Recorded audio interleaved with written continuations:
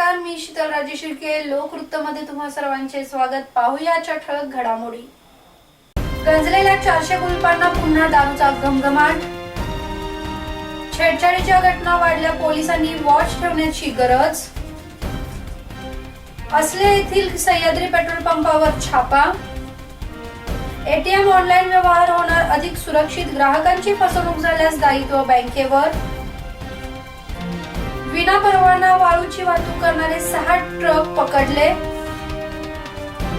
वाई पंचायत समिती सदस्य ऋतुजा शिंदे यांनी 5 मुलांना घेतले दत्तक. स्विफ्ट गाडीच्या भीषण अपघातात 3 तरुणांचा मृत्यू, सांगली मिरज रोडवरील घटना. उरमोडी धरणग्रस्तांचे पुनर्वसन, राज्यातील आदर्श पॅटर्न, पुणे विभागाला हाच पॅटर्न राबवणार विभागीय आयुक्त चंद्रकांत दळवी. साताऱ्यात तलाठ्यांची गळफास घेऊन आत्महत्या. आणि गाव शिवारात घटते बैलांची संख्या. 2012च्या पशुगणनेनुसार जिल्ह्यात 97,000 बैल.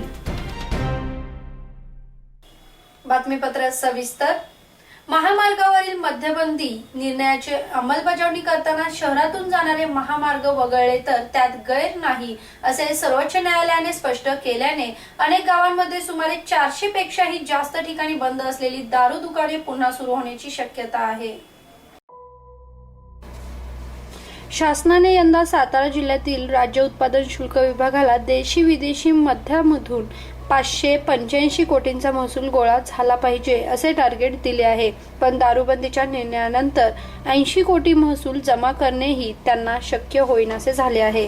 दारूबंदीचा परिणाम महसुलावर झाला आहे. न्यायालयाच्या या निर्णयाने जिल्ह्यातून जाणाऱ्या महामार्गावरील आणि शहरी आणि ग्रामीण अंतर्गत भागात असणारी दारू दुकाने, परमिट रूम, बियर बार पुन्हा पूर्ववत होतील असा अंदाज व्यावसायिकांनी बांधला आहे. न्यायालयाच्या या निर्णयाने बार मालकांना दिलासा मिळण्याची शक्यता आहे. त्यामुळे बियर बार मालकांचे लक्ष या निर्णयाकडे लागून राहिले आहे. महामार्गावरील मद्यबंदी निर्णयाची अंमलबजावणी करताना शहरातून जाणारे महामार्ग वगळले तर त्यात गैर काहीही नाही. राज्य सरकार असे मार्ग वगळून मद्य विक्री परवानगी देऊ शकतात असे सर्वोच्च न्यायालयाने स्पष्ट केल्याने जिल्ह्यातील अनेक गावांमध्ये सुमारे 400 पेक्षाही जास्त ठिकाणी बंद असलेली दारू दुकाने पुन्हा सुरू होण्याची शक्यता आहे. गंजलेल्या कुलपांना पुन्हा दारूचा घमघमाट सुटू शकतो.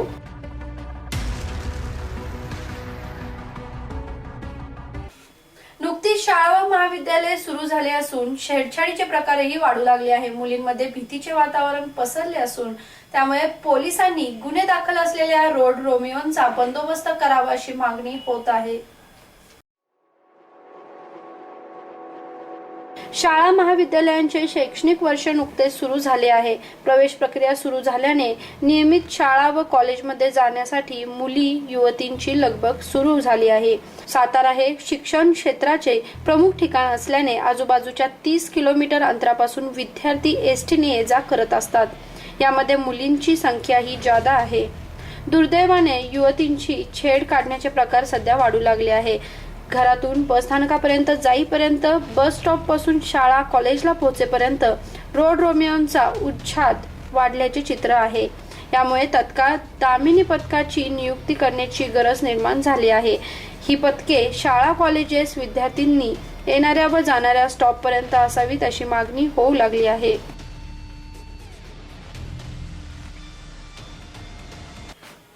वाई पाचवड महामार्गावर असलेल्या असले या गावाच्या हद्दीत इंडियन ऑइल कंपनीच्या श्री सह्याद्री पेट्रोल पंपावर ठाणे शहर क्राईम ब्रँच, इंडियन ऑइल पथक व वाईचे शिधावाटप अधिकारी यांनी संयुक्तरित्या कारवाई करून पेट्रोल पंप सील केला आहे. सध्या पेट्रोल पंपावरील इंधन पुरवठा बंद करण्यात आला असून संपूर्ण तपासणी झाल्यावरच पेट्रोल पंप इंधन पुरवण्यासाठी खुला केला जाणार असल्याचे ठाणे शहर क्राईम ब्रँच अधिकारी यशवंत चव्हाण यांनी सांगितले. याबाबत सविस्तर माहिती अशी की आसले तालुका वाई येथील श्री सह्याद्री पेट्रोल पंपावर सकाळी ठाणे शहर क्राईम ब्रँच, इंडियन ऑइलचे पथक, वजनमापक विभागाचे तज्ज्ञ अधिकारी व वाईचे शिधावाटप अधिकारी यांनी छापा टाकला. एटीएम, क्रेडिट कार्ड आणि ऑनलाईन पद्धतीने होणारी ग्राहकांची फसवणूक रोखण्यासाठी रिझर्व्ह बँकेने महत्त्वपूर्ण पावले उचलली असून बँकेसाठी नवीन मार्गदर्शक तत्त्वे जारी केली आहेत. त्यामुळे ऑनलाईन व्यवहार अधिक सुरक्षित होणार आहे. आर्थिक व्यवहारांमधील फसवणुकीबाबत ग्राहकांचे दायित्व मर्यादित असण्याच्या दृष्टीने ऑगस्ट 2016 मध्येच एक प्रस्ताव मंजूर करण्यात आला होता. आता रिझर्व्ह बँकेने यासंबंधी मार्गदर्शक तत्त्वे जारी केली आहेत. कॅशलेस व्यवहारांची संकल्पना देशात जोर धरत असताना ऑनलाईन व्यवहारांमधील फसवणुकीसंबंधी ग्राहकांच्या तक्रारींमध्येही वाढ झाली आहे. त्यामुळे आर्थिक समावेशक धोरणांसह ग्राहकांच्या सुरक्षेच्या दृष्टीने पुनर्विचार केला जावा असे रिझर्व्ह बँकेने स्पष्ट केले आहे. फसवणुकीच्या प्रकारांमध्ये ग्राहकांचे दायित्वही रिझर्व्ह बँकेने निश्चित केले आहे. ऑनलाईन पद्धतीने तसेच दुकानात समोरासमोर करण्यात येणाऱ्या इलेक्ट्रॉनिक पेमेंटचा यात समावेश असेल. फसवणुकीच्या व्यवहारांची तक्रार संबंधित ग्राहकांना आपल्या बँकेच्या होम पेजवर करता येणार आहे. या होम पेजवरही रिप्लायचा पर्याय आवश्यक आहे. ऑनलाईन व्यवहार आणि दुकानांमध्ये समोरासमोर झालेल्या व्यवहारांची यात समावेश असेल. फसवणुकीच्या प्रकारात बँक ही सामील असल्यास किंवा ग्राहकांच्या तक्रारीकडे बँकेकडून दुर्लक्ष झाल्यास ग्राहकांचे शून्य दायित्व असेल. त्यामुळे आता एटीएम, क्रेडिट कार्ड आणि ऑनलाईन पद्धतीने होणारी ग्राहकांची फसवणूक रोखण्यासाठी रिझर्व्ह बँकेने महत्त्वपूर्ण पावले उचलली असून बँकेसाठी नवीन मार्गदर्शक तत्त्वे जारी केली आहेत. त्यामुळे ऑनलाईन व्यवहार अधिक सुरक्षित होणार आहे.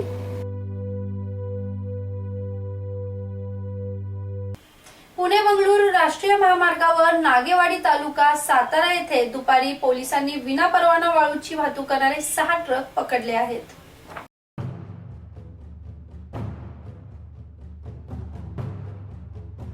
सातारा तालुका पोलीस ठाण्याचे पोलीस निरीक्षक दत्तात्रय नाळे हे दुपारी लिमखिंड परिसरात पेट्रोलिंग करत होते.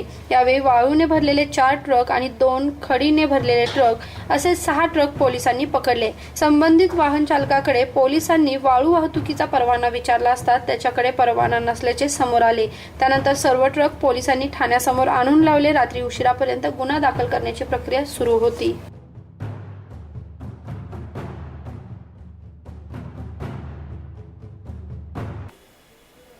वाई तालुक्यातील डोंगरावर वसलेल्या बालेघर गावाला वाई पंचायत समिती सदस्या सौ ऋतुजा विराज शिंदे यांनी अचानक भेट देऊन त्या शाळेतील व त्या भागातील 5 मुलांना दत्तक घेतले आहे.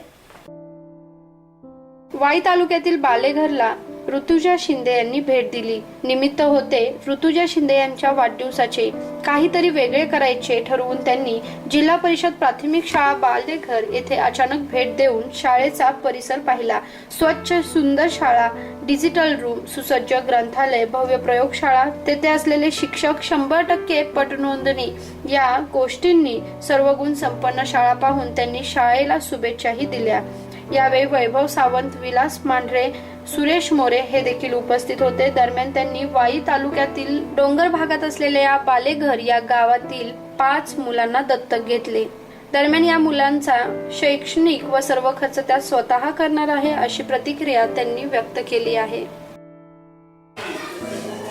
शिक्षक व्यवस्थित शिकवतात ना सर तुम्हाला? मजा येते का शिकण्यात? त्रास अडचण इथं खेळायला वगैरे भेटते का? काय काय खेळता येते?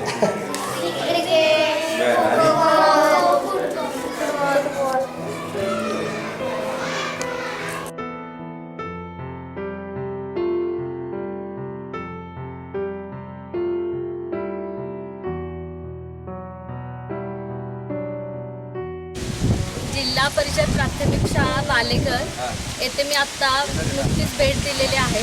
या शाळेच्या इथे येऊन मला खूपच प्रफुल्लित झाल्यासारखं वाटत आहे. इथलं वातावरण आणि शाळेमध्ये जे छान कलरिंगचं काम केलेलं आहे. लहान मुलांसाठी छान इथे स्केचेस काढलेले आहेत. छान छान मला वाटतं की कार्टूनचे काही पिक्चर्स आहेत इथे. मुलं इथे छान अभ्यास करत आहेत. सुखसोयींनी युक्त अशी ही शाळा इथे मी आत्ता बघितली आहे. एक मला वाटतं कम्प्युटर आहे, डिजिटल क्लासरूम्स करण्याचा यांचा एक संकल्प आहे नवीनच. आणि मला वाटतं खूप छान लॅबोरेटरी ते मुलांसाठी आत्ता मी बघितलेले आहे आणि लवकरच ही शाळा ISO मानांकित प्राप्त होणार आहे आणि या शाळेसाठी माझ्या खूप खूप शुभेच्छा देते की लवकरच त्यांना जे हवं आहे आणि ISO करणार आहे, डिजिटल क्लासरूम करणार आहेत ते लवकरात लवकर व्हावेत आणि त्यांना जी काही मदत लागेल, जे काही त्यांच्यासाठी करता येईल तेवढं मी माझ्या परीने नक्कीच करण्याचा प्रयत्न करेन. थँक्यू. सांगली शहरातील पुष्पराज चौकात स्विफ्ट गाडीचे पहाटे 3च्या सुमारास भीषण अपघात झाला. गाडी कंट्रोल न झाल्याने हा अपघात झाला असून यामध्ये 3 जण ठार तर 2 जण जखमी झाले आहेत.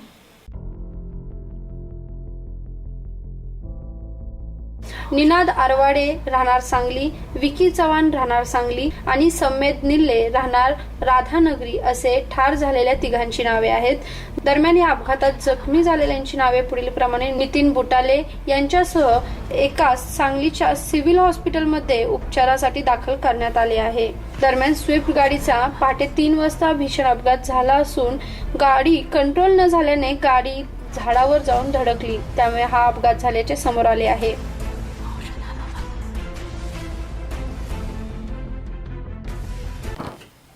उरमोडी धरण प्रकल्पात येणाऱ्या 24 गावांचे पुनर्वसन करायचे होते. त्यापैकी 21 गावांचे पुनर्वसन पूर्ण झाले असून स्थलांतरित झालेल्या सर्व प्रकल्पग्रस्तांना 100% जमीन मिळाली आहे. दरम्यान उरमोडी धरणग्रस्तांचे पुनर्वसन राज्यातील आदर्श पॅटर्न असून पुणे विभागात हाच पॅटर्न राबवणार असे विभागीय आयुक्त चंद्रकांत दळवी यांनी सांगितले. खटाव तालुक्यातील मौजे नित्रळ पुनर्वसन गावातील स्थलांतरित झालेल्या सर्व प्रकल्पग्रस्तांना 100% जमीन वाटप करून 7/12 व कब्जेपट्टी देण्याचा कार्यक्रम केला होता. यावेळी दळवी बोलत होते. यावेळी राज्याचे जमाबंदी आयुक्त S. चोकलिंगम, जिल्हाधिकारी श्वेता सिंगल, अप्पर जिल्हाधिकारी प्रमोद यादव, उपजिल्हाधिकारी पुनर्वसन दीपक नलवडे, अधीक्षक अभियंता विजय घोगरे, धरणग्रस्तांचे नेते तथा भारत मुक्तीचे अध्यक्ष डॉक्टर भारत पाटणकर, साताच्या उपविभागीय अधिकारी स्वाती देशमुख, खटावच्या तहसीलदार प्रियांका पवार, निवृत्त IPS अधिकारी रामराव पवार आदी मान्यवर उपस्थित होते. उरमोडी पॅटर्ननुसार 21 गावातील 100% जमिनींचे वाटप, गावठाणाचा प्रश्न मार्गी लावणे आणि इतर सर्व महसुली यंत्रणा कार्यान्वित करणे यासाठी जे नियोजन केले ते अतिशय आदर्श असेच होते असे सांगून विभागीय आयुक्त श्री दळवी पुढे म्हणाले. त्याचे श्रेय तत्कालीन आयुक्त S. चोकलिंगम यांचे आहे. गेली 30 ते 32 वर्ष पुनर्वसनाचे हे काम अनेक बाबींमुळे अडथळले होते. आता पुनर्वसनाचे हे काम गतीने होत आहे, याचा निश्चितच आनंद आहे. असे नियोजन पुणे विभागातील सर्व प्रकल्पग्रस्तांच्या पुनर्वसनासाठी आपण राबवू अशी ग्वाही आयुक्त श्री दळवी यांनी यावेळी दिली. संघर्षातून आनंदाच्या लक्ष्याकडे येताना धरणग्रस्तांचे नेते डॉक्टर पाटणकर यांचे सहकार्य प्रशासनाला लाभले. असे सहकार्य यापुढेही लाभावे अशी अपेक्षाही त्यांनी व्यक्त केली. सातारा तालुक्यातील काशी येथे कार्यरत असणारे तलाठी विलास सुदाम शिंगटे यांनी सदर बाजार येथे राहत्या घरी पंख्याला दोरीच्या साहाय्याने गळफास घेऊन आत्महत्या केली. पोलिसांनी दिलेल्या माहितीनुसार विलास सुदाम शिंगटे वय 45, मूळ राहणार मढरे तालुका जिल्हा सातारा हे काशी येथे तलाठी म्हणून कार्यरत होते. दरम्यान दुपारी त्यांचा मृतदेह साताऱ्यातील सदर बाजार येथील घरामध्ये गळफास घेतलेल्या अवस्थेत आढळून आला. यानंतर एकच खळबळ उडाली. या घटनेची माहिती शहर पोलिसांना दिल्यानंतर त्यांनी घटनास्थळी धाव घेऊन पाहणी केली. पोलीस घटनास्थळी पोहोचल्यानंतर त्यांनी मृतदेह शवविच्छेदनासाठी जिल्हा शासकीय रुग्णालयात आणला. दरम्यान या घटनेची माहिती शिंगटे यांच्या नातेवाईकांना देण्यात आल्यानंतर त्यांनी क्रांतिसिंह नाना पाटील जिल्हा रुग्णालयात धाव घेतली. तलाठी शिंगटे यांच्या आत्महत्येचे नेमके कारण काय याचा शोध पोलीस घेत आहेत.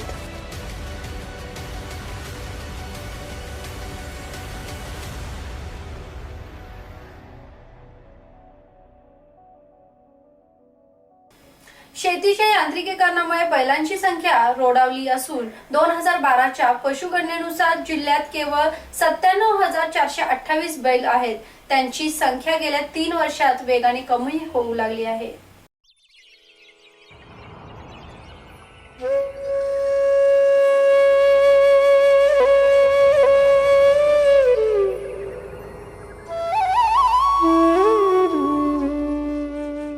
यावर्षी थोडी उशिरा का होईना पावसाने हजेरी लावल्याने शेतकरी सुखावला आहे. त्यातच राज्यात सरकारच्या कर्जमाफीमुळे शेतकऱ्यांना काही प्रमाणात का होईना दिलासा मिळाला असल्याने या वर्षीचा बेंदूर उत्साहात साजरा झाला असून राजाला सजवण्यासाठी बाजारपेठेत साहित्य खरेदीसाठीही यावर्षी शेतकऱ्यांची गर्दी पाहायला मिळाली. दरम्यान शेतीच्या यांत्रिकीकरणामुळे बैलांची संख्या रोडावली असून 2012च्या पशुगणनेनुसार जिल्ह्यात केवळ 97,428 बैले आहेत.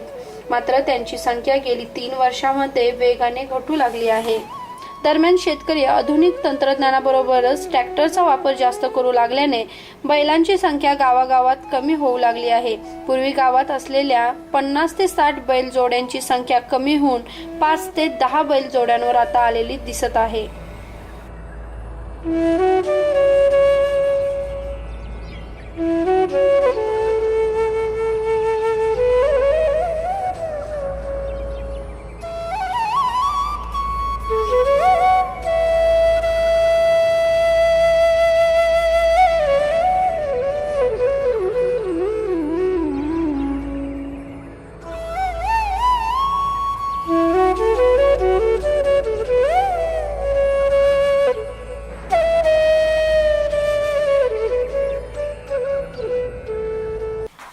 पुन्हा एकदा पाहूयाच्या ठळक घडामोडी. गंजलेल्या 400 कुलपांना पुन्हा दारूचा घमघमाट. छेडछाडीच्या घटना वाढल्या, पोलिसांनी वॉच ठेवण्याची गरज. असले येथील सह्याद्री पेट्रोल पंपावर छापा. एटीएम ऑनलाईन व्यवहार होणार अधिक सुरक्षित, ग्राहकांची फसवणूक झाल्यास दायित्व बँकेवर. विनापरवाना वाळूची वाहतूक करणारे 6 ट्रक पकडले. वाई पंचायत समिती सदस्य ऋतुजा शिंदे यांनी 5 मुलांना घेतले दत्तक. स्विफ्ट गाडीच्या भीषण अपघातात 3 तरुणांचा मृत्यू, सांगली मिरज रोडवरील घटना. उरमोडी धरणग्रस्तांचे पुनर्वसन, राज्यातील आदर्श पॅटर्न, पुणे विभागाला हाच पॅटर्न राबवणार विभागीय आयुक्त चंद्रकांत दळवी. साताऱ्यात तलाठ्यांची गळफास घेऊन आत्महत्या.